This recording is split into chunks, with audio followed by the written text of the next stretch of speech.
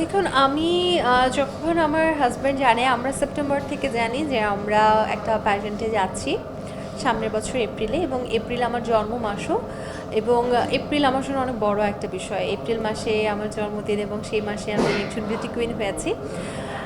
যেদিন ও জানে যে আমি এরকম একটা প্যাজেন্টে যাব, সেদিন থেকে আমি ওকে কিছু রুলস দিয়েছিলাম যে আজকে যেদিন ও জানে যে আমি একটা প্যাজেন্টে যাব, সেদিন থেকে আসলে আমি তাকে কিছু রুলস দিয়েছিলাম। দেখো, আজকে থেকে আমি এই খাবারগুলো খাবো না, এটা করব না, প্রতিদিন জিমে যাব।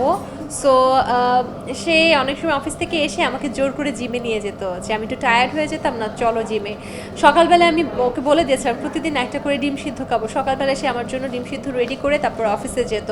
প্লাস আমি বেশ কিছু ফ্রুটসের মধ্যেই থাকতাম, বিকজ আমার দেখা যাচ্ছে স্কিনটাকে ঠিক করার জন্য আমি একটু ভিটামিন সি খেতে পছন্দ করতাম, বা এটা ওটা করতে পছন্দ করতাম। সে সব কিছু ম্যানেজ করে দিত। সো আসলে ওর সাপোর্টটা অনেক বেশি, অনেক বেশি।